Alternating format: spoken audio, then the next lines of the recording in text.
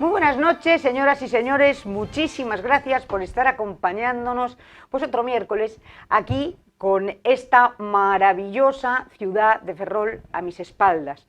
Ferrol es un prodigio de ciudad, es enigmática, es joven, está por descubrir, es sin la menor duda la más española de todas las ciudades gallegas y es paradigma, ejemplo de la Ilustración española. Es una ciudad hecha a medida por y para la corona de España y para su grandeza y por y para nuestra historia. Bien, por lo tanto, no es raro que a Ferrol hayan venido pues numerosas personalidades que sin haber nacido aquí da exactamente igual, son ferrolanos. Porque yo les dije en una ocasión, hace ya mucho tiempo, los ferrolanos nacemos en donde nos da la gana. Yo, por ejemplo, he nacido en Madrid, pero yo soy ferrolana, no me digan ustedes que yo no soy ferrolana, pues ya sería el colmo. Pero nací en Madrid, casualidades del destino. Bueno, pues una cosa parecida va a pasar con una personalidad absolutamente única y decisiva en la transformación de la Armada. Es fundamental la figura del almirante Miranda, del almirante don Augusto Miranda y Godoy, marino, gobernante, hombre de ciencia y senador del reino. Y para hablar de Augusto Miranda, hoy tengo la suerte de contar con uno de sus biógrafos. Aquí tienen ustedes esta maravilla, que yo creo que ya está agotada, que es su biografía, escrita por Jaime Antón Vizcasillas y por Alejandro Anca. Jaime, muchas gracias. Gracias a ti, muchas gracias por invitarme. Por venir a contarme toda la historia prodigiosa de este señor, que en algo nos toca, sí, pero que tú sabes mucho más que yo de esto. Pues pero sí, primero les voy a comentar una cosa. Ustedes me dirán, estamos en Ferrol, y ustedes seguramente me dicen un dicho muy ferrolano. Bueno, ¿y el almirante Miranda quién viene siendo? Bueno, pues yo les voy a centrar un poquito quién viene siendo. El almirante Miranda, cuando es un chaval de 10 o 12 años, pues con sus padres, claro, se viene escapándose de todo el problema de los absolutistas. Él nace en Archidona, Málaga. Su padre es médico y habiendo asesinado como asesinan pues los contrarios a sus tendencias, ellos son liberales, pues a su abuelo, ellos se escapan de Archidona y se van a la cuna de lo que puede ser entonces el liberalismo en España, que es La Coruña y Ferrol. Somos la cuna de ese liberalismo, entre otras cosas por algo que hoy en día parece que no se sabe o que no se tiene muy claro, es que el liberalismo, los principales liberales y los que verdaderamente abrazaban el liberalismo eran los militares entonces. Eran los militares. Tienen ustedes a Porlier, tienen ustedes a Espoz y Mina, tienen ustedes a toda esta gente, a todas las revoluciones liberales y aquí en Galicia, en Ferrol y en La Coruña. Bueno, esa especie de necesidad que hoy tenemos más que nunca de que todos los poderes del Estado tienen que estar sometidos a la ley. Todos los españoles somos iguales ante la ley, todos iguales. Se acabaron los privilegios. ¿Le suena a algo? ¿A que sí? Bien, Jaime, empezamos con Augusto Miranda. Cuéntame, Augusto Miranda, ¿cómo se forma? ¿Empieza a ser marín? A ver. Bueno, Augusto Miranda y Godoy pues es un niño que nace en Archidona, un pueblo de Málaga, de la sierra, en la montaña, y por motivos políticos, vamos, es una familia muy acaudalada, tienen muchos cortijos, son hacendados, y evidentemente pues por las luchas de clases y la situación política que comienza a fraguarse pues prácticamente desde las guerras carlistas, pues a mediados del siglo XIX, él nace en 1855, pues después de unos años sucede que a su abuelo, que es alcalde de Archidona, lo asesinan y su padre, que también es concejal, además de médico, pues se ve también en la tesitura de que lo amenazan de muerte y entonces pues decide poner tierra de por medio, irse de allí, porque claro, ya peligra su propia familia, y entonces deciden irse primero a Málaga, que es el puerto de mar más próximo, y es vamos, capital de provincia, allí viven una temporada y después, no sabemos por cuál será la razón exacta, pero deciden marcharse a la otra punta de España, que es Ferrol, en el noroeste de España, y allí ya, digamos, encauza su vida familiar, con sus padres, con sus hermanos y su vida profesional, porque sucederá que al poco tiempo se inaugura la Escuela Naval Flotante, la Escuela Naval, que había estado inicialmente, bueno, en Cádiz, en San Fernando. Se cierra el Colegio Naval Militar y entonces, después de unos años, se reinaugura en Ferrol como Escuela Naval Flotante a bordo de la fragata Asturias. Y entonces pues, se establece un nuevo sistema de acceso, ya es por oposición pública. Anteriormente era por gracia, es decir, había que, digamos, superar una suficiencia de estudios, pero era realmente un acceso pues casi más fácil, ¿no? Sí. Aquí ya se establece una oposición pública con una serie de asignaturas, de disciplinas que tienen que superar, y entonces pues concurren una serie de chicos, de muchachos a esta oposición, y ingresa él y su hermano Luciano, que es su hermano mayor. Los dos ingresan en esa primera promoción de la Escuela Naval Flotante, que se inaugura en abril, el 1 de abril de 1871, y hace toda su carrera naval, su carrera de formación como aspirante y guardia marina, primero 2 años en esta escuela. Bueno, él realmente hizo 1 año, ¿no? Fue promovido a guardia marina y después hará otros 4 años de formación como guardia marina en buques de la escuadra, navegando y formándose, ¿no? Y finalmente pues ya obtiene el despacho de alférez de navío del Cuerpo General de la Armada en 1876, curiosamente el mismo día que cumplía 21 años, porque ingresó con 15 años, que era la edad mínima para opositar y para ingresar, y finaliza pues, en ese año, ¿no? Su hermano mayor, Luciano, que era también un chico muy inteligente, es el número 1 de promoción, y después, al cabo de los años, Augusto se sitúa como número 1 de promoción al fallecer su hermano, y tendrá una carrera muy meritoria, muy exitosa, hasta su muerte en 1920, a la edad de 64 años. Bien, él como, bueno, luego si quieres hablamos de la trayectoria, sí, pero en 2 pinceladas y antes de meternos a profundizar un poco en el personaje, ¿qué es lo que más relumbra de este hombre?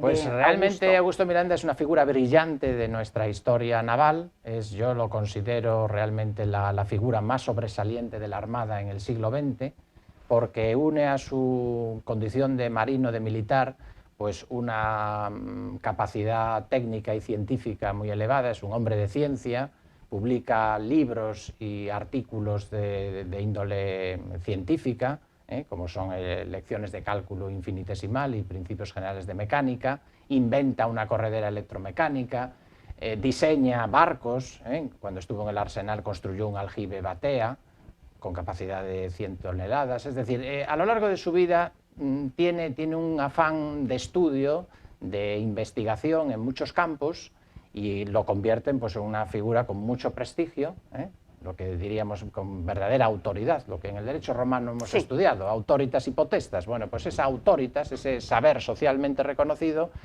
en el caso de Augusto Miranda, pues es realmente pues desde sus primeros tiempos una figura con una proyección y con un prestigio profesional enorme, porque hay múltiples testimonios de esto, recibe muchas felicitaciones, muchas condecoraciones, en fin, tiene una carrera muy meritoria y llegará a ser ministro de Marina precisamente por todos esos prestigios que acumula a lo largo de su vida. Por lo tanto, no solamente tiene esa potestas, ese poder que le dará el cargo político que ostente, sino que también tiene una autoritas, una autoridad moral, profesional, académica, muy importante, que lo convertirá pues, en una figura sobresaliente en nuestra historia, y llegó a tanto que incluso fue designado presidente del gobierno, se lo pidió Alfonso XIII en julio de 1919, en ese momento ya estaba enfermo, tenía un cáncer de próstata, declinó ese ofrecimiento precisamente por patriotismo, pero bueno, se cerró un capítulo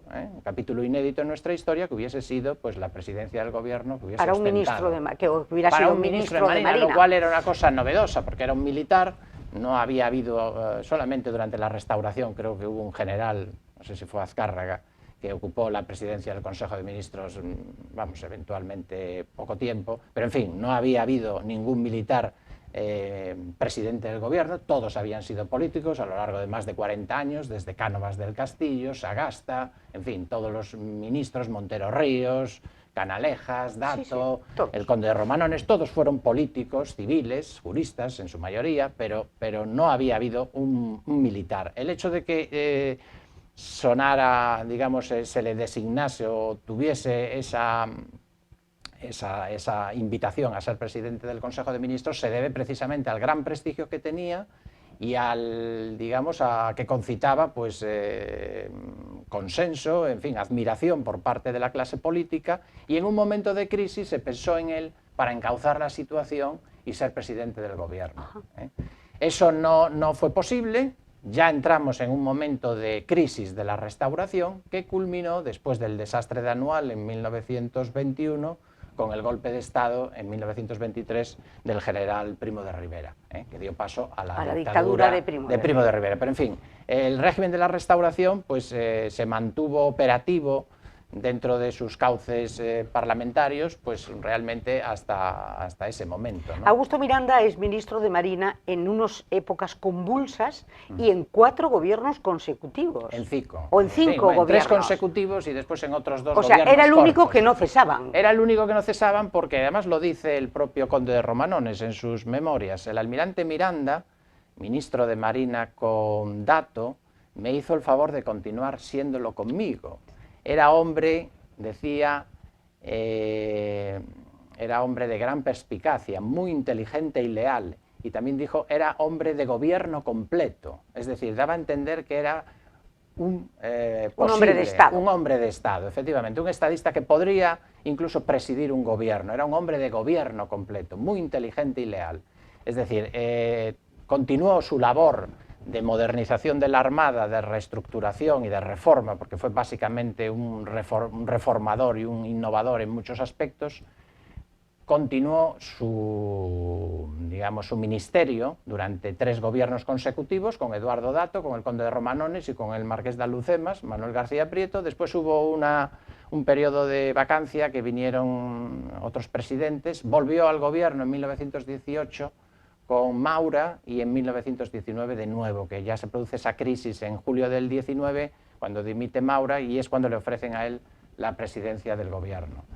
Pero en fin, ya digo, fueron pues muchas situaciones. España era un país en desarrollo, estábamos experimentando, pues podríamos decir, la revolución industrial, había mucha conflictividad laboral a nivel de, sobre todo, pues entre obreros y empresarios.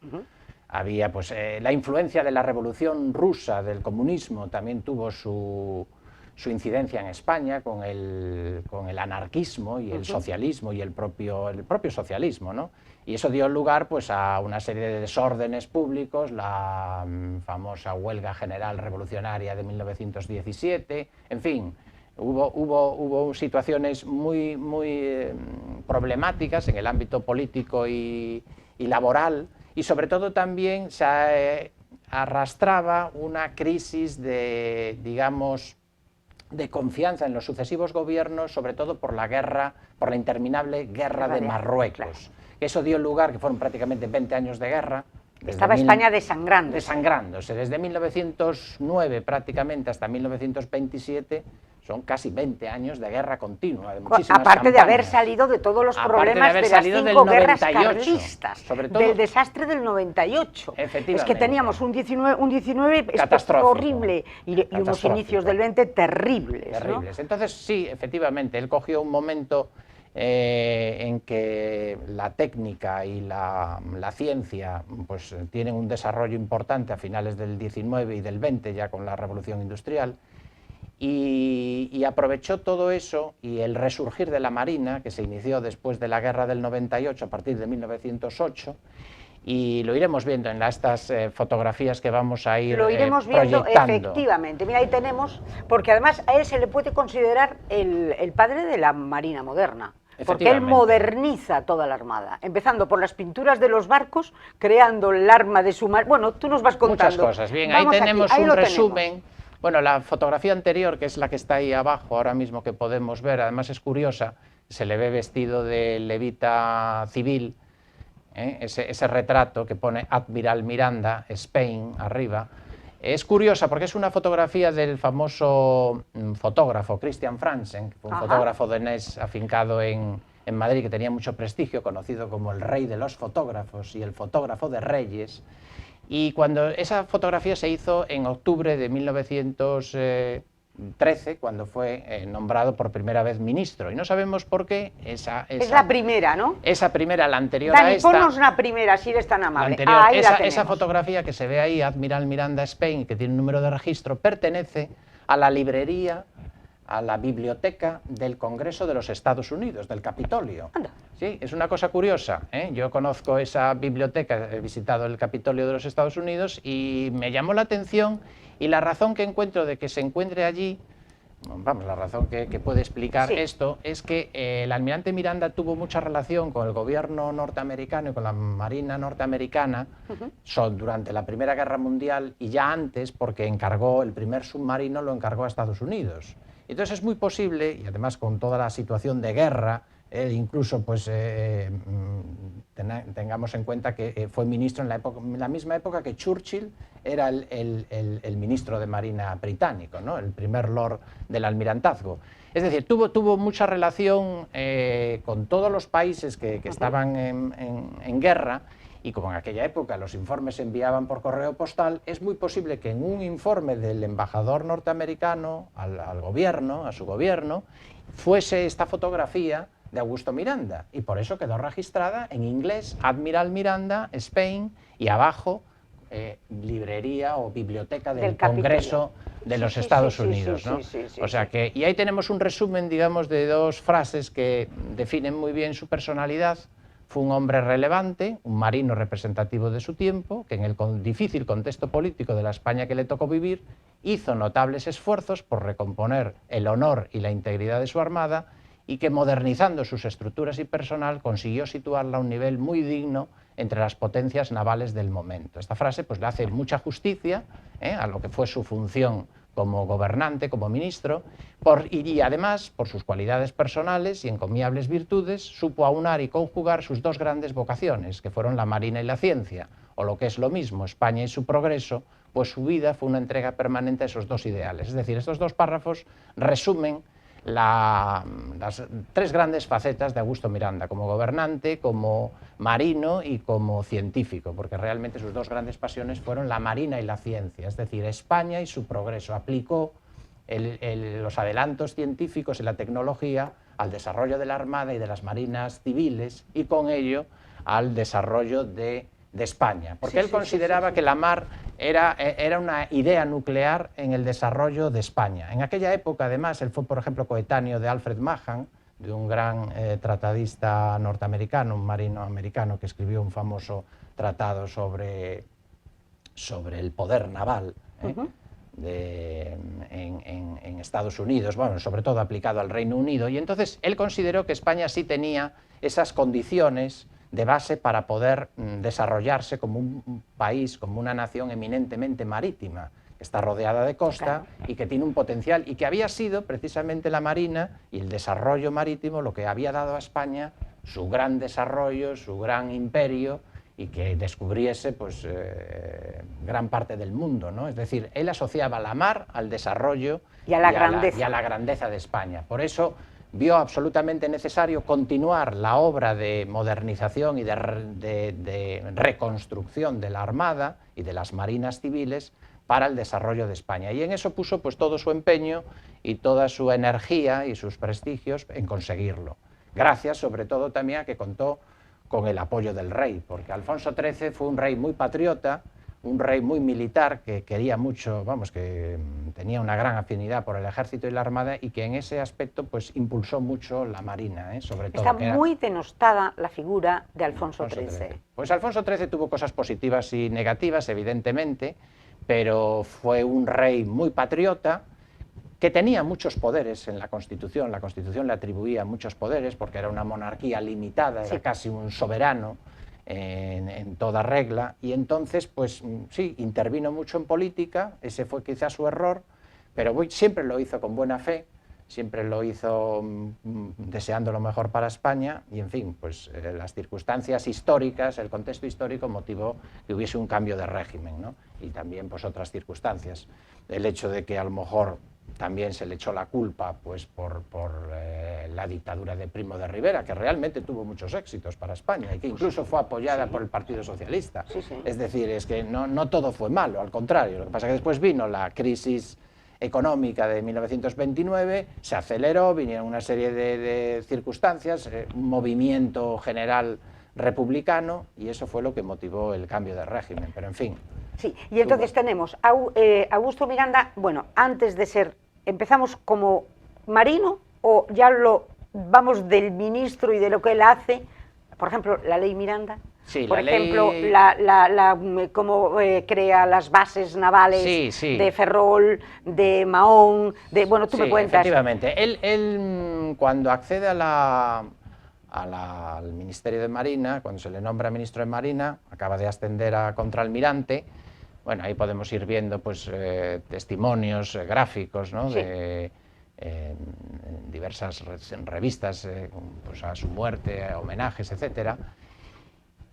Cuando él accede al gobierno, en ese momento estaba de almirante del Arsenal de Ferrol.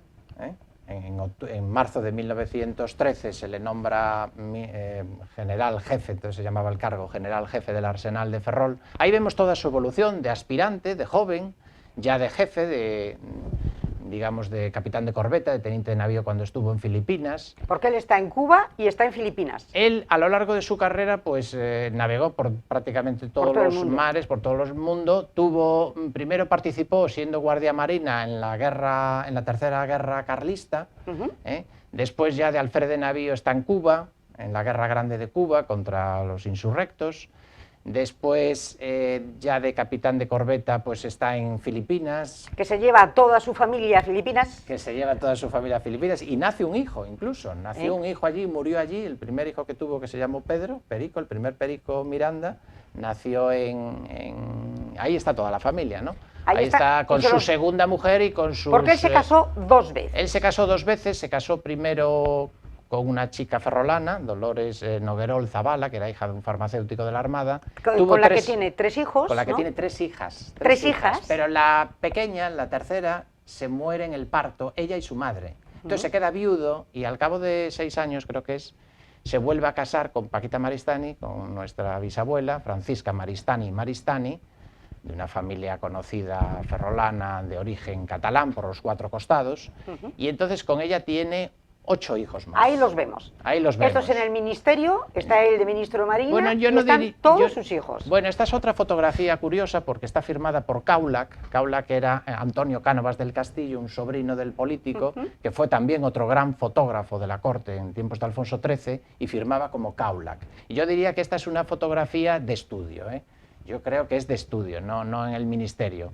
Yo creo que es de estudio. En aquella época, pues las familias más relevantes y, en fin, la alta burguesía, la aristocracia, pues ya tenían la moda de fotografiarse porque ya era un invento revolucionario en aquella época y querían pasar a la posteridad y se hacían esas fotos familiares y ahí lo vemos rodeado de todos sus hijos y nietos, porque ya son los pequeños que se ven, son sus nietos, los La Cierva Miranda, de los cuales pues 2 murieron. 3, que eran todos militares, eran 4 hermanos militares, 2 marinos y 2 oficiales de ejército, y los marinos pues se murieron, uno en Mahón, asesinado en 1936, y el otro era piloto naval y se murió en accidente aéreo, ¿no? Bueno, pero en fin, tuvo esos 8 hijos, y a todos los educó muy bien porque tenían especial empeño en que aprendieran idiomas, en que aprendieran bellas artes. Las chicas tocaban el piano, tocaban el violín, en fin, las educó muy bien. Lo que pasa es que en aquella época pues no era habitual que las chicas fueran a la universidad. Y las chicas, que es muy interesante, las chicas sabían matemáticas, entre otras cosas, y matemáticas y todo lo que... Porque él Les que daba tuvo clases. aquí una academia de preparación para los ejércitos, para la Armada, para las oposiciones de la Armada, a las niñas las tenía con los chicos, dándoles las clases de preparación militar. Entonces Por lo aprendieron... tanto, aprendían tanto ciencias como artes. Efectivamente, sí, sí. Además, él preparó personalmente a su hijo pequeño, Augusto. No, a Perico, a Pedro. A Pedro. A Pedro, que fue ingeniero naval de la Armada, lo formó él, y ya no en Ferrol, porque en aquella época ya estaba de ministro, pero a mí me han contado que efectivamente sus hijas, las solteras, estaban con él y recibían las mismas clases, con lo cual todos sus hijos fueron muy inteligentes. Augusto fue un fuera de serie, fue ingeniero militar e ingeniero naval, llegó a ser director general de la Naval, de la Sociedad Española de Construcción Naval, mandó pues en todos los astilleros de España.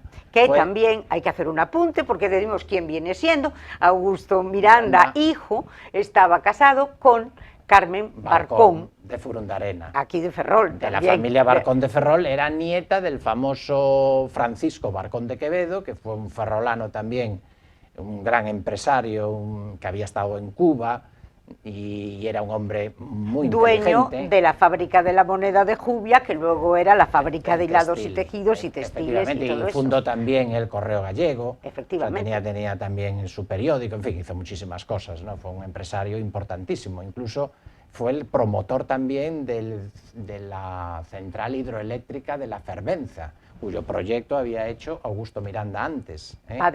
Padre, efectivamente. Entonces, Augusto Miranda a lo largo de su vida fue combinando pues la vida militar con los estudios y con proyectos empresariales, porque hizo muchas cosas.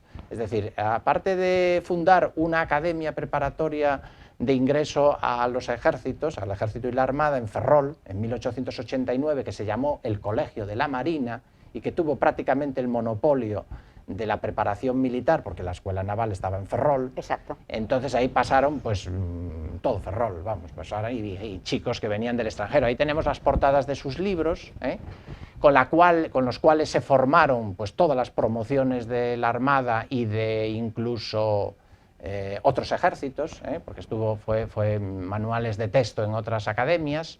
Ahí vemos el proyecto, por ejemplo, del aljibe que diseñó y que construyó en el Arsenal, siendo ayudante mayor, entre 1905 y 6. Ahí lo vemos en el colegio de los Escolapios de Archidona, donde se educó, que está su retrato allí expuesto, y el centenario que se celebró en Archidona, porque él había sido nombrado hijo predilecto en 1914, siendo ministro, y entonces en el año 2014 se celebró el centenario de su nombramiento como hijo predilecto. Y se hizo una conmemoración, se inauguró una lápida, que la veremos a continuación. Puedes pasar a la siguiente. Aquí ya lo vemos. También se inauguró la estatua, que esta fue en el año 2017, se inauguró, una estatua preciosa de un escultor malagueño que se llama José María Ruiz Montes. Potenciada sobre todo y ante todo por Beatriz Miranda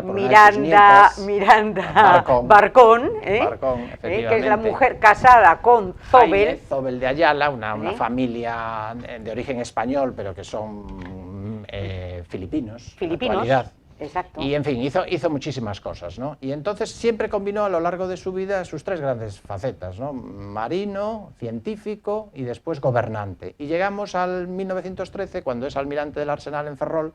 Él se ocupa pues es cuando se votan los acorazados. El primer acorazado entra en servicio en 1913, los de la ley Maura Ferrándiz.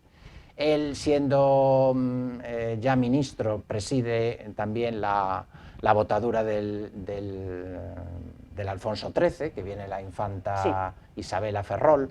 Y entonces, en octubre de 1913, el nuevo presidente del gobierno, que es Eduardo Dato, toca el turno a los conservadores, le llama, por el gran prestigio que tiene, y además como el rey, yo creo que fue designación del rey, porque el rey ya Alfonso XIII lo conocía muy bien, Augusto Miranda, había viajado con él a Inglaterra con ocasión de la coronación del rey Jorge V en 1911, mandando a Augusto Miranda el reina regente, y ya lo conocía pues desde los tiempos del Urania, que también había estado destinado él como segundo comandante y había sido yate real una temporada. Entonces, Alfonso XIII pues lo admiraba mucho y se sabe que fue él el que digamos apuntó su nombre como nuevo ministro de Marina. y ahí pues ya tendrá un desarrollo muy importante a lo largo de los 7 años en que alterna la cartera de Marina, y continúa todo un proceso de reconstrucción de la Armada enfocado en dos grandes aspectos, como decía él, el personal y el material, que él consideraba el alma y el cuerpo de la Armada, el personal y el material. Entonces, enfoca, por una parte, lleva a cabo una serie de reformas muy importantes en materia de personal, aprobando nuevos planes de estudio de la Escuela Naval, aprobando nuevos reglamentos para todos los cuerpos de la Armada, creando la Academia de Ingenieros en Ferrol, de ingenieros navales, que hasta entonces tenían que formarse en universidades extranjeras, hasta la Primera Guerra Mundial, y entonces, digamos, enfoca por una parte la formación del personal, que es importantísima, para que desde el punto de vista académico salgan muy bien preparados, y por otra parte introduce las nuevas tecnologías en la construcción naval. ¿Me vas a permitir un segundo? Vamos a publicidad y seguimos. Y seguimos, perfecto.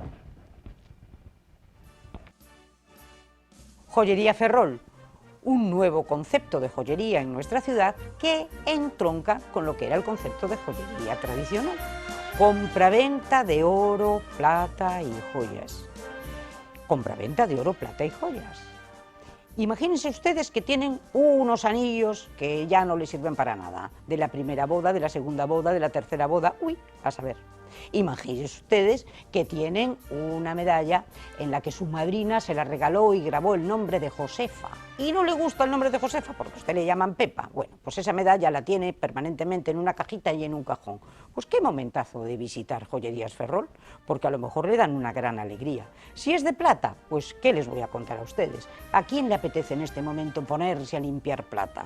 Bandejas, juegos de café, aquellas trofeos que ya están medio destartalados y que seguramente los tendrán metidos en un baúl o en un cajón, esperando a que sus herederos en su día los disfruten. No, si los van a vender va a ser lo primero que hagan, véndanlos ustedes y se pegan una alegría.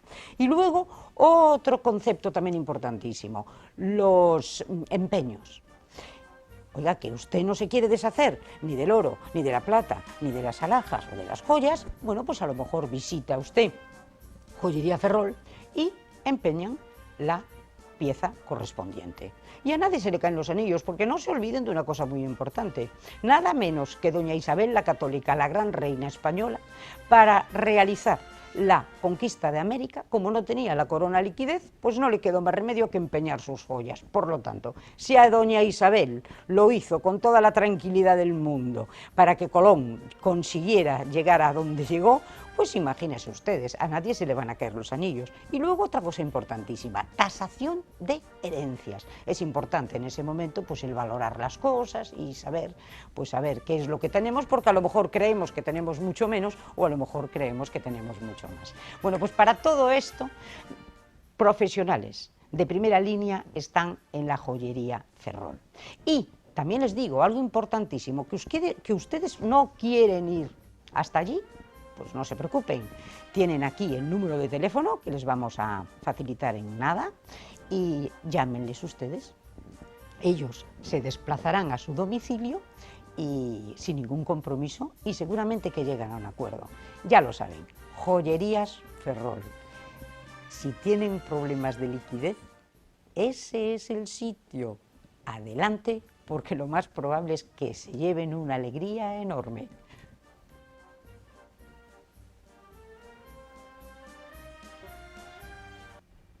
Bien, de nuevo con ustedes. Jaime, entonces estamos... Estamos ya cuando es ministro y entonces decide apostar por el personal, con una serie de reformas muy importantes. Sí, sí. Yo he consultado pues del orden de 7 tomos de legislación, para hacer mi tesis doctoral, 7 tomos de legislación de todo lo que hizo, sobre todo además que me sorprendió mucho en materia de marina mercante y de marina de pesca, que reglamentó muchos aspectos, ¿no? Pero ya en el ámbito, ahí lo tenemos en el Consejo de Ministros con Eduardo Dato y el rey Alfonso XIII, que eran muy pocos ministros, eran apenas 8 ministros, y pensemos que en aquella época solo había un gobierno, el de la nación, ¿no? Y por tanto tenía amplias competencias en una jurisdicción global del mar, porque lo abarcaba pues, no solamente la Marina Militar, las Marinas Civiles, todo lo que tiene que ver pues, con la navegación, pesca marítima, en fin, Sí. muchas cosas, ¿no? No, bueno, y tiene una cosa graciosa, porque fíjate, de todo ese pequeño gabinete que tenía del Consejo de Ministros, Sí. El almirante Miranda era el único ministro que el rey trataba de usted. Sí, A esa es todos los demás los trataba de tú. Sí, sí, Es decir, esa yo es creo que era el respeto que le tenía que le a su tenía. figura. Sí, ¿eh? sí, Siempre sí, le trató de tenía usted. una gran consideración, un gran respeto y le trataba de usted y le llamaba don Augusto, no lo Efectivamente. tuteaba. Y hay testimonios pues de elogios que hizo de él, ¿no? Entonces ya cuando se inicia, y lo vemos en otros dos consejos de ministros, en otro de Dato y en otro del Marqués de Alhucemas, puedes pasar la siguiente. Y, en fin, ahí está en otro Consejo de Ministros con el conde de Romanones, Álvaro de Figueroa y Torres, que está hecho en una sala donde está ahora la Comunidad de Madrid, Sí, en la Puerta del Sol. Sí, sí, sí, sí, sí. Continuamos, ahí lo vemos con uniforme de gala y bicornio en la puerta del Palacio Real de Madrid, en 1917, y ahí vemos pues una parte de su pensamiento político. Él era un hombre de talante liberal, pero más bien conservador, Ajá. que apoyó al régimen de la Restauración, pues porque era el que estaba vigente, ¿no? Y además pues porque estaba comprometido con él. La prueba es que aceptó ser ministro en 5 ocasiones y con diferentes presidentes, hasta con 4 presidentes del gobierno.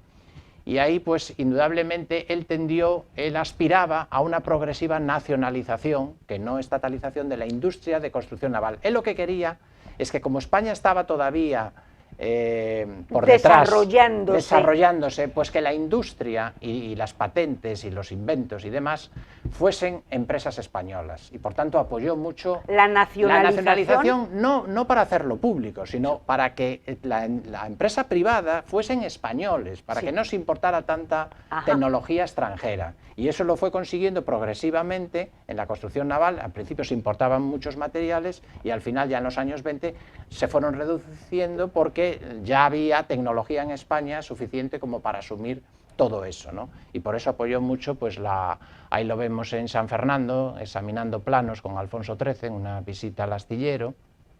Pensemos que desde 1909, que la naval asumió el arrendamiento de los astilleros, de las zonas industriales de los arsenales, pues era una empresa privada la que construía los buques de guerra, y también buques mercantes, que fue la Sociedad Española de Construcción Naval, que él apoyó y que construyó todo el plan de escuadra, tanto de la ley Ferrándiz como de la ley Miranda, porque en Ferrol, y eso es algo que le debemos en Ferrol específicamente, en Ferrol apostó pues por la construcción naval y por las infraestructuras. A él se le debe la Escuela de Ingenieros de la Armada. Actualmente ahí, que está en el Arsenal, a la entrada de... Sí, que hoy en día, lo que fue la Escuela de Máquinas. Lo que es Exponab y lo que es todo eso. Efectivamente, el nuevo edificio que se construyó, ahí está la placa de cuando se puso en marcha. Y la fusionó con la Escuela de Maquinistas y fue la Academia de Ingenieros y Maquinistas de la Armada, que hay que tener en cuenta que era el único centro superior de enseñanza que había en Ferrol. Hoy tenemos la Universidad Politécnica y tenemos otros centros, ¿no? Y tenemos las escuelas de la Armada. Pero en aquella época el único centro superior de estudios para conseguir el título de ingeniero naval, tanto militares como civiles, porque también se expedía el título civil a ingenieros civiles, fue nuestra academia, la Academia de Ingenieros y Maquinistas de la Armada, que él creó en octubre de 1914, se puso en marcha en 1915, y a esas 2 primeras promociones iniciales formaron, pues, tanto Juan Antonio Suárez como su hijo Augusto Miranda fueron de los primeros ingenieros que se formaron ahí. Tuvo mucho prestigio. A lo largo de los años salieron más de 100 ingenieros navales de todas esas promociones hasta 1932 y tenía un prestigio enorme ser ingeniero naval en aquella época y con una gran capacidad científica y técnica, ¿no? Estos ingenieros formados en Ferrol. Después la República decidió que se crease una escuela civil de ingenieros en Madrid y por eso en Ferrol solo continuó como academia de máquinas, de maquinistas, escuela de maquinistas. Pero bueno, fue un logro que en Ferrol se estableciese la Academia de Ingenieros en Ferrol. Bien. Aparte de eso, también en Ferrol le debemos la base naval de La Graña, que es otra de las bases navales que crea con la ley Miranda y con la ley de bases navales de 1916, por el cual él diseña, digamos, una serie de bases navales secundarias como apoyo logístico a la fuerza naval, aparte de los arsenales, y entonces se crea la base naval de La Graña en Ferrol, y de esa época, de 1919, se inauguran los 3 edificios que están actualmente en la base naval de La Graña, que en 1925 se amplía comprando el astillero de Vila, que había quedado abandonado, el Estado lo compra a sus herederos y entonces se expande. Ahí tenemos las 4 bases navales que él crea. Por un lado, a la izquierda superior arriba tenemos la base naval de Mahón, esa fue una decisión personal suya también, abajo la base naval de La Graña, a la derecha arriba la base naval de Ríos, en Vigo, en la ría de Vigo, que después fue la ETEA, muchos años, y abajo la base naval de Marín, después Escuela Naval Militar. En esas ciudades, tanto en Mahón como en Mahón se le reconoció a Augusto Miranda, tiene un monumento en la Plaza Miranda. En Marín tiene también una calle, la calle Augusto Miranda, que está justo enfrente de la entrada de la Escuela Naval. Después está la base naval de Ríos, en Vigo, donde ahí no tiene ningún reconocimiento, pero en fin, fue él también el que la creó. La base naval de La Graña de Ferrol, que aquí en Ferrol no tiene absolutamente nada. Efectivamente, tampoco. Con lo cual yo creo que las dos grandes figuras meritorias de la Armada en el siglo XX, que son el almirante Ferrándiz y el almirante Miranda, deberían de tener los dos como mínimo pues un reconocimiento en una calle, como en una plaza. Claro. Hubo la Plaza Ferrándiz, en Esteiro, pero también desapareció cuando se reestructuró aquella zona, pero ha desaparecido y hoy pues se les ha olvidado. Y realmente son los artífices, tanto Ferrándiz como Miranda, del despegue que tuvo Ferrol en los años 10, en los años 20, en los años 30. Porque sin ellos no hubiera sido posible ni los astilleros ni todo es que la Escuela de Ingenieros la crea Augusto Miranda, la base naval de La Graña, en fin. Y después, gracias a él, también a su ley de escuadra, a la ley Miranda de 17 de febrero de 1915, se construyen en Ferrol 4 cruceros. Aparte de otro crucero anterior que también aprobó él, con una ley de julio de 1914, que fue el crucero Reina Victoria Eugenia. Después pasó a ser 5 cruceros. Se construyen en Ferrol. En sus 7 años de mandato. Esos cruceros los proyecta para que se construyan en Ferrol, porque había la tesis, y esa ya venía de la época de Carlos III, de que Ferrol para los barcos grandes, para los navíos, Cartagena para los menores o más pequeños, y después se incorporó Cádiz, que también tenía astillero. Pero en fin, los grandes buques de la Armada siempre se han construido en Ferrol, y esos cruceros fueron pues un hito. Sobre todo la segunda serie, el almirante Cervera y el Méndez Núñez fueron muy buenos, y el príncipe Alfonso fueron muy buenos cruceros. El hecho es que incluso se amplió a uno más después ya con el almirante Cornejo, que fue el Miguel de Cervantes. O sea que esos 5 cruceros se construyen en Ferrol: Reina Victoria Eugenia, Méndez Núñez, Blas de Lezo, Príncipe Alfonso y almirante Cervera. Esos 5 se le deben a Augusto Miranda. Y después aún se aprueba uno más, que es el Miguel de Cervantes, ya con Cornejo, durante la dictadura de Primo de Rivera, que después aprobará también la construcción de los cruceros tipo Washington, que fueron el Canarias, el Baleares, incluso iba a haber uno tercero que se iba a llamar Ferrol. Pero fue el almirante García de los Reyes, siendo ministro de Marina, quien decidió eliminar ese crucero y construir en su lugar 5 destructores, porque por el precio que costaba un crucero, pues se podían construir, un crucero como el de la clase, como el del Canarias, se construyeron más destructores también de la segunda serie de la ley Miranda, porque de la ley Miranda salieron, además del anterior crucero, salieron 4 cruceros, 6 destructores en 2 series, que fueron los 3 de la clase Alcedo, Velasco y Lazaga, y 3 de la clase Churruca, Alcalá Galiano y Gravina, Churruca, Gravina y Alcalá Galiano, que resultaron tan buenos que después, en los siguientes programas, se desarrollaron, se llegaron a construir hasta 18 destructores. ¡Qué barbaridad! Sí, en Cartagena. Sí, pero entonces el empuje que le da a la industria naval es definitivo. En los años 20, que es el gran periodo del apogeo de la construcción naval, que es cuando viene Juan Antonio Suárez de Cartagena a Ferrol, pues se construyen todos esos cruceros, y en Cartagena se construyen los destructores y los submarinos y los cañoneros, porque de la ley Miranda salieron, además de 6 de 4 cruceros, 6 destructores, salieron 3 cañoneros, que fueron el Cánovas del Castillo, Canalejas y Dato, también construidos en Cartagena, 18 buques menores, 18 guardacostas y guardapescas, en fin, se construyeron muchísimos barcos, es decir, más Pero de 50 en 7 años, barcos. es prodigioso, en Sí, 7 años. esos programas. Sí, Después sí, la sí, construcción sí, sí, naval, sí, sí. lógicamente, se demora. Bueno, pero son los programas que son se los van, que programas, están son puestos, los planes de escuadra. Es decir, Sí. el plan Cornejo lo que hace es continuar las construcciones de la ley Miranda, lo mismo que la ley Cortina. La llamada ley Cortina del 1922 lo único que hizo fue ampliar los créditos y las anualidades de la ley Miranda, porque en un principio eran 6 años y entonces hubo que ampliarlo, porque claro, con la guerra mundial la inflación creció mucho, pero no aportó ningún barco más. Es decir, cuando dicen el plan Cortina, no existe un plan Cortina. El plan Cortina el desarrollo del plan Miranda. Era la ejecución de la ley Miranda, y de ahí todos esos barcos se construyen, y también llegó incluso a programar hasta construir incluso 28 submarinos, porque apostó decididamente Él apuesta por el arma submarina. Pero de ahí se construyen 12 en España, y él, que era muy inteligente y como estábamos en plena guerra y sabía que esto iba a entorpecer los planes de construcción, añadió un artículo adicional a la ley Miranda que le facultaba a él como ministro para adquirir por gestión directa, con cargo a los créditos de la ley, hasta 4 sumergibles y un buque especial de salvamento, y gracias a eso consiguió comprar a Estados Unidos un submarino, que fue el Isaac Peral, el primero que tuvimos, que entró en servicio en 1917, aún era el ministro, se votó en 1916, se construyó en Estados Unidos, y los 3 tipo A o Laurenti, que se construyeron en Italia, que era una serie que iba a la Marina italiana, y él consiguió que nos los cedieran a España, los compró España, y entonces consiguió formar una escuadrilla de submarinos, la primera flotilla de submarinos que tuvo España,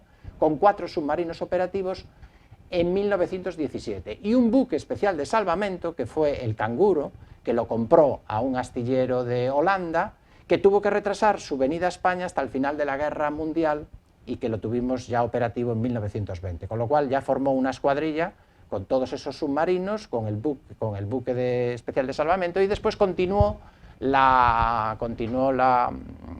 construcción naval en España, en el astillero de Cartagena, donde se botaron 6 submarinos de la clase B y 6 submarinos de la clase C. Todos esos, la mayoría los dirigió Juan Antonio Suances, siendo director del astillero de Cartagena. En fin, hizo un plan naval magnífico, el mejor, cualitativamente y cuantitativamente, porque fue superior al plan Ferrándiz, fue el mejor plan de escuadra que tuvo nuestra Armada. Pero lo que lo ha tenido nunca. 20 y Nada, 21. porque llegamos nunca incluso, a finales de los años 20, España tenía la 4ª mejor marina de guerra de Europa. No me digas. Después del Reino Unido, Francia e Italia, la mejor escuadra era la española. Teníamos una armada, una flota, una escuadra completa, con acorazados, cruceros, destructores, cañoneros, submarinos. Llegamos a tener operativos 16 submarinos en 1930, y ese buque de salvamento, 3 cañoneros, en fin, teníamos una escuadra magnífica, que la sitúan pues, entre las mejores del mundo, y además con un personal ya muy bien formado, muy moderno, con especialidades. Él introdujo las especialidades tanto para suboficiales como para oficiales, como para la marinería, creó especialidades en todos los empleos, en fin, reguló, reglamentó, hizo nuevos reglamentos para los condestables, para los maquinistas, en fin, hizo una labor de reorganización. Pero es completa, lo que dices tú, tanto en infraestructuras como en personal. Porque claro, indudablemente él decía que había que tener una escuadra preparada para el momento en que tuviera que entrar en combate, es decir, que tuviese el personal. Si tú no tienes el personal, que es el elemento, es digamos, el factor fundamental de una marina, si no tienes al personal preparado, de nada te sirven los barcos. Y además, en aquella época, que fue una revolución industrial, se introdujeron pues, mucha tecnología nueva, pues los barcos pasaron a ser blindados, los motores fueron de combustión, se introdujeron las turbinas, en fin, hubo una modernización en la propulsión mecánica y en la artillería muy importante en esos años, que motivó pues, que el personal de nuestra Marina, ahí lo vemos como comandante del crucero Reina Regente, con el cual pues, desempeñó varias misiones internacionales importantes, como fue la guerra de África, la campaña del Kert, donde bombardeó posiciones moras hostiles, y después estuvo en la famosa misión de los Balcanes, en el Mar Negro, a finales de 1912, 1913, más de 4 meses. Ahí fue donde ascendió a contraalmirante y entregó el mando de ese buque a su segundo, y se vino a España para tomar y se vino a Ferrol. A tomar posesión del arsenal. O sea que en el arsenal ya había desarrollado muchos destinos, había mandado 2 barcos, había sido ayudante mayor. Había estado en Filipinas. Había estado por medio en Filipinas, de comandante de la estación naval del Corregidor, de la isla del Corregidor, que fue bombardeada por los americanos, a pesar de que se había capitulado, sí, de que habían tomado los americanos y digamos, la isla, ¿no?, después del combate de Cavite, y él protestó y fue hecho prisionero por los americanos a bordo del Baltimore, y redactó un acta de protesta, y a los 10 días fue liberado, pero en fin, tuvo que soportar esa humillación, porque habiendo dado la palabra de honor ambos de que no se iban a hostigar, después de haberse ya derrotado a la escuadra, sin embargo los americanos bombardearon la base, ¿no?, y su casa incluso. Y en fin, pues tuvo una vida muy interesante, muy meritoria en todos los órdenes, y además fue un hombre muy fructífero, porque no solamente escribió, fue un gran ministro, dictó infinidad de leyes y de decretos, tiene una legislación amplísima. Vamos, es que no dejó, los estuvo a todos trabajando. Era un hombre no paraba un segundo. No paraba un segundo, era hiperactivo, En Ferrol pues montó esa academia. Aparte de eso proyectó una central hidroeléctrica en la Fervenza, llegó incluso a comprar los terrenos para montar allí la planta, la central hidroeléctrica. ¿Ves? Ahí tenemos el estudio, la luz eléctrica, de ese proyecto que hizo, que después le cogió Barcón, que después Barcón puso en marcha, porque él, debió de ser por motivos económicos, no tuvo suficiente financiación y no lo pudo poner en marcha. Y la primera traída del agua. Y la primera traída del agua desde allí. Y bueno, y en el arsenal, siendo ayudante mayor, hizo unas obras fantásticas, porque aparte de construir 3 barcazas durante su mandato, y de ayudante mayor, y un aljibe, también arregló varaderos, los muelles, incluso compró un bote automóvil con el primer motor que se lo importó de Estados Unidos. En fin, hay un escrito del almirante del Arsenal de aquella época, proponiéndolo para una Cruz del Mérito Naval,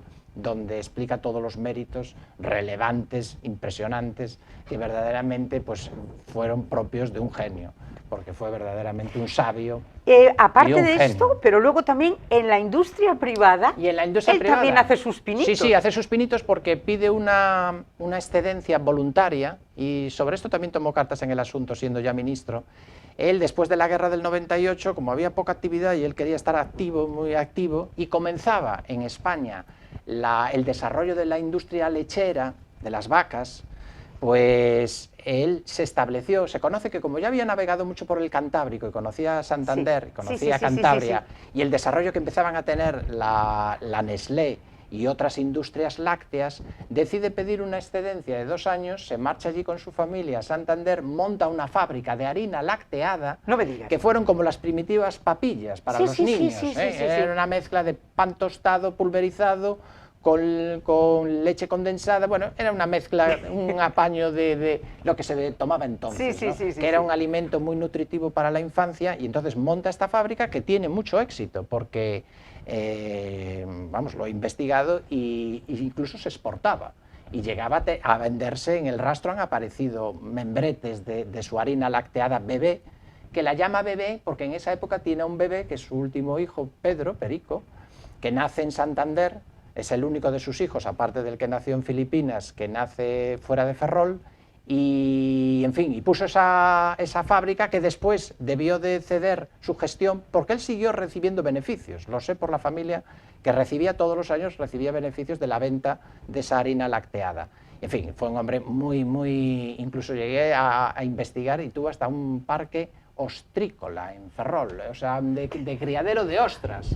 O sea, una cosa excepcional. Excepcional. Es decir, él era un hombre que estudiaba y que leía en inglés, en francés y en alemán. O sea, que había viajado por Europa, porque después tuvo una comisión, siendo capitán de navío, para estudiar la organización en los sistemas de enseñanza de las escuelas europeas. Viajó a Austria, viajó a Italia, a Alemania y al Reino Unido. Visitó todas las escuelas navales y él redactó un proyecto para la educación y enseñanza de los oficiales de marina, formó parte de esa comisión como vocal para la elaboración de los nuevos planes de estudios, que después se pusieron en marcha en la nueva Escuela Naval de San Fernando, que introdujo muchas mejoras. O sea que fue un hombre excepcional. Mira, ¿y cuál es el reconocimiento que le hacen como hombre de ciencia en Francia? Bueno, en Francia él obtiene primero los informes preceptivos de sus 2 libros de texto, Lecciones de Cálculo Infinitesimal y Principios Generales de Mecánica, que son aprobados como manuales de texto de la Escuela Naval, de la Academia de Maquinistas, de la cual también fue profesor, y se extienden a otras academias militares. A mí me han contado que en la Escuela de Mecánicos de Argentina estudiaban el manual de mecánica de Augusto Miranda. Es decir, y parece ser que fue premiado por la Academia de Ciencias de París y tuvo los informes preceptivos y fue recompensado con 3 cruces del Mérito Naval por la redacción de esos libros y otra cruz del Mérito Naval por méritos de profesorado. Fue un profesor muy prestigioso en todos los centros donde se formó, y formó a una saga de marinos, porque tanto en la Academia de Ferrol, en los años que estuvo en excedencia, en donde formó, por ejemplo, preparó a Francisco Franco, a Pedro Cardona y Prieto, que hace el organizador de la aviación naval, que es uno de sus discípulos, y ya después en la Escuela Naval pues era profesor, pues, entre otros, pues, de Salvador Carbiá, de Juan Cervera Valderrama, de Mateo García de los Reyes, es decir, de marinos muy prestigiosos que fueron discípulos suyos. Y luego Juan Antonio Suances, como hablábamos. Efectivamente, y después ya pues en la Escuela de Ingenieros lo mismo. Que Juan Antonio Suances, que tenemos que hacer desde luego un programa aquí sobre Juan Antonio Suances, que es el gran artífice de la industria española del siglo XX. Por supuesto. Si Juan Antonio Suances no es el despegue de España desde 1940 y tantos hasta 1970, hasta los 70. Es decir, la industria, Juan Antonio coloca la gran industria se le debe al INI. El INI, que es su obra, su obra es el INI, y además es la gran industria que nos sitúa desde estar en nada, absolutamente inanes, es que pasa España de ser un país la octava potencia industrial del mundo en 1975. Qué pena, ¿verdad? La octava potencia industrial del mundo en 1975. ¿Ahora dónde estamos? Creo que estamos en la 40. Pues no lo sé, pero 40. Vamos, bien, en fin, obra de Juan Antonio, que también hay que hablar de Juan Antonio Suances. Sí, y te voy a emplazar a ti para que me cuentes algo de Juan Antonio Suances. Pues encantado, vendré. Mira, cuenta. Vamos, si queréis, a proyectar más imágenes. Seguimos con las fotos que Dani está ahí poniéndonos. Dani, fotos por aquí, aquí está. Tenemos también la previsión de la aviación naval, que también está contemplada en la ley Miranda, no solamente el arma submarina, a la cual desarrolla, pues le da un empuje tremendo, porque realmente pues, prevé una escuela de submarinos, en fin, toda la formación de los oficiales en la especialidad de submarinos, etcétera, etcétera. También prevé la creación de la aviación naval, que ya está en la ley Miranda, consignado como para material aéreo y almacenes para material aéreo, y eso pues surgirá después de la guerra, a partir de 1918, que se lo encarga precisamente a Pedro María Cardona y Prieto, Pedro Cardona, que es un marino que estuvo muchos años con él, fue su discípulo, lo formó, después de oficial estuvo con él en varios barcos, y después le encargó, por una parte, la ejecución de la base naval de Mahón, porque él era menorquín, lo nombra jefe de la base naval de Mahón, y después se ocupa de la organización de la futura aviación naval, que también tuvimos pues, un desarrollo importante, sobre todo en la década de 1920. Con lo cual,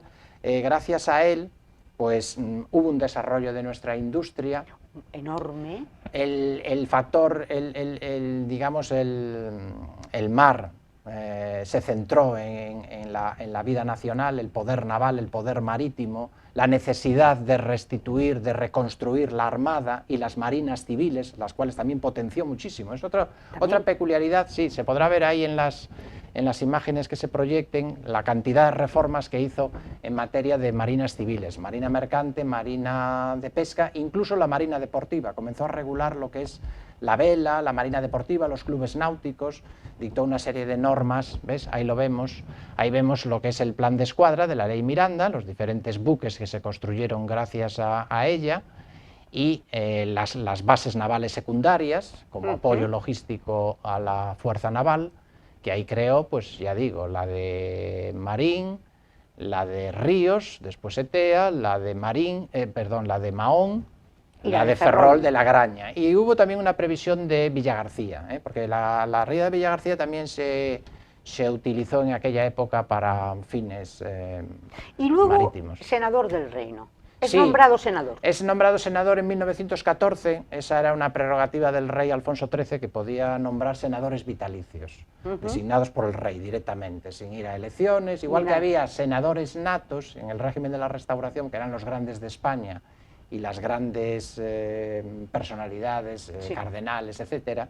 Existía también la figura de los senadores vitalicios, cuyo nombre indica precisamente que eran senadores hasta su muerte, ya era con carácter y por designación vitalicio, real. Y por designación real, que también se nombraban a personalidades de mucho prestigio. Y él fue senador vitalicio siendo ministro de Marina al mismo tiempo, y murió siendo senador vitalicio, exministro de Marina, y el último cargo en la Armada que tuvo fue almirante jefe de la jurisdicción de Marina en la Corte.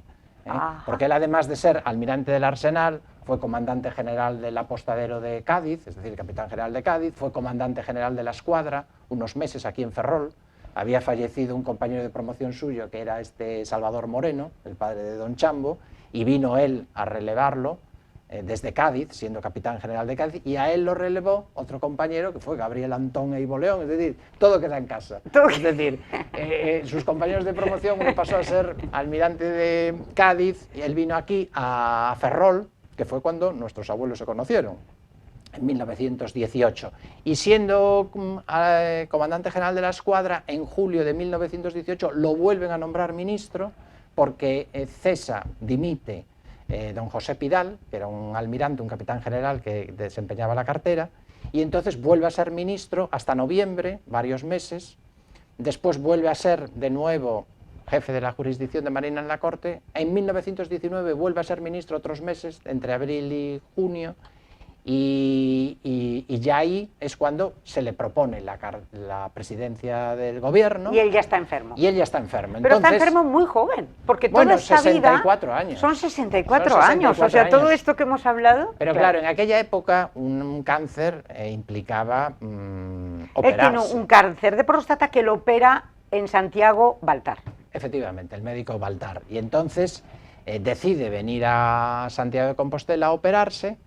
Sale bien de la operación, porque parece ser que tiene una convalecencia de un mes que está bien, pero de pronto se complica el posoperatorio, sobreviene una embolia y se muere repentinamente, ¿no? Se muere repentinamente descansando y no se puede hacer nada. Entonces se decide su traslado a Madrid, se envía por ferrocarril su féretro, llega a la Estación del Norte, recibido con honores, se hace el solemne cortejo hasta el cementerio La Sacramental de San Isidro, es enterrado en San Isidro, y ya entonces hay voces para que lo lleven directamente al Panteón de Marinos Ilustres. De San Fernando. De San Fernando. Y como no era habitual, porque hay como lo de el pudridero, ¿no? Es decir, como no era habitual que un marino fuese enterrado ya de inmediato, pues se dejó a posteriori, y las circunstancias sobrevivieron, vinieron, y después, en el año 2002, ya se decide se traslada al Panteón de Marinos Ilustres en San Fernando. Y allí está, tiene un mausoleo muy bonito, con su divisa de ministro de Marina, y en fin, pues yo creo que es el reconocimiento más grande que se puede hacer a un marino, hombre, la consideración de marino ilustre, y eso es lo que fue, un marino ilustre e ilustrado. Ilustre por sus méritos y su gran capacidad en todos los órdenes e ilustrado por su autoritas, por su gran... Este precisamente es el último artículo que escribí sobre él en la Revista Española de Defensa del mes de marzo, y por eso lo titulo Reformador y pionero, porque fue básicamente un reformador, un hombre que quiso transformar la Armada por completo, y un pionero porque introdujo nuevas técnicas, nuevas armas navales, como fueron el arma submarina, la aviación naval, las minas, que también potenció mucho, y en fin, todo el personal de la Armada que reformó, con lo cual pues tiene mucho mérito, y además pues era un hombre pues muy apreciado, ¿no?, por el personal de la Armada y muy querido, ¿no? Y tanto es así que uno de sus discípulos, que es García de los Reyes, decide que uno de los destructores se llame precisamente Almirante Miranda, y fue un destructor de la Armada que fue el más longevo de su clase, porque entró en servicio en 1936, cuando se inicia la guerra, se queda del lado republicano, y tendrá pues una vida azarosa hasta 1970, que se da de baja. El almirante Miranda estuvo mucho tiempo basado en la estación naval de Sóller, que acabo de visitar hace poco tiempo, y todavía está allí la placa de la calle, destructor Almirante Miranda, que sorprendentemente el ayuntamiento de allí retiró, lo cual nos explica, ¿no? Es decir, que con todo esto de la memoria histórica debe de ser, no les debió de gustar. ¿Sabes qué pasa? Que un hombre, curiosamente, que fallece en 1920, pues van a decir que era de Franco. Pues sí, pues sí. Claro. O asocian todo lo militar. Es que asocian lo militar, entonces, mira, no lo malo es, estamos hablando y dándonos un baño aquí de lo que son los ilustrados y la gente de ciencia y la cultura, y de repente nos tenemos que enfrentar con la realidad que estamos viviendo ahora, es que, no, vamos a ver, es que es la total y absoluta incultura, porque no saben ni siquiera de lo que estamos hablando. Si hablamos de memoria, tendrá que estar toda la memoria, de un lado y de otro. Y además, este señor... Y no suprimir una parte de la historia. Pero no, bueno, y sobre todo cuando este señor se muere mucho antes de que Franco estuviera en nada. Es decir, pero bueno, yo recuerdo, no os olvidéis de una cosa, fue muy importante. En Badajoz, la plaza de los últimos de Filipinas, sacaron la placa por franquistas. Claro, entonces si llegamos a esos niveles... Cervera, por ejemplo. El almirante Cervera en Barcelona. Entonces, claro, estamos en una incultura pues patética. Pero ¿qué le vamos a hacer? Oye, yo he disfrutado muchísimo, sabes una barbaridad de todo esto, más que nadie. Yo creo que eres el biógrafo de Augusto Miranda, sin duda. Sí, y yo te lo agradezco mucho porque yo sigo creo que Ferrol tiene una deuda contraída con el almirante Miranda. Primero, por todo lo que fue. Primero porque luego puso aquí toda su vida, su mujer, su familia, total. Como lo fueron otros muchos personajes ilustres. Un ferrolano nacido en Archidona, pero en última instancia un ferrolano nacido en Archidona. Como somos tú y yo, que somos madrileños de nacimiento, pues fíjate, pero somos ferrolanos. Pero somos ferrolanos. Decir, ferrolano de corazón, ferrolano de adopción y ferrolano de ferrolano nacido en otro lado, pero ferrolano. Entonces, bueno, yo creo que Ferrol tiene una deuda con este señor, o no lo sé, que hagan lo que quieran. Desde luego, hoy lo hemos conocido un poquitito más, y yo te agradezco muchísimo porque nos has dado, pero vamos, una lección magistral, no solo de Augusto Miranda, sino de lo que ha sido el desarrollo de la Armada, el desarrollo de la industria naval tan importante, que es que no nació aquí ayer. No, somos la cuna de la ingeniería naval. Somos la cuna de la ingeniería. La primera escuela de ingenieros navales se crea en Ferrol en 1772. El cuerpo de ingenieros es de 1770. Y en Ferrol estuvo la escuela de ingenieros muchísimos años. Pues se trasladó a Cádiz, estuvo unos años fuera, se recuperó en 1860, después estuvo vacante 30 años y fue Augusto Miranda el que de nuevo abre la Escuela de Ingenieros Navales en 1914, después de 30 años, y de muchos años que los ingenieros españoles de la Armada se tenían que ir fuera a Génova, prepararse, a formarse como ingenieros. Porque era la única escuela de ingenieros navales de España. Eso es importantísimo. Y estaba aquí. Entonces, y formó a grandes promociones.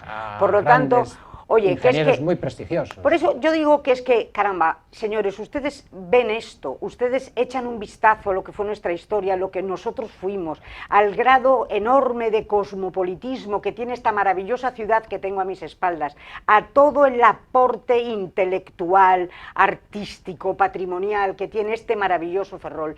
Y yo lo único que pido, por Dios, no se olviden de eso, y una ciudad maravillosa y cosmopolita, que vuelva a renacer en el ánimo de todos, en la inteligencia de todos, en el corazón de todos. Desde Ferrol, para España y para el mundo. Muy buenas noches. Buenas noches.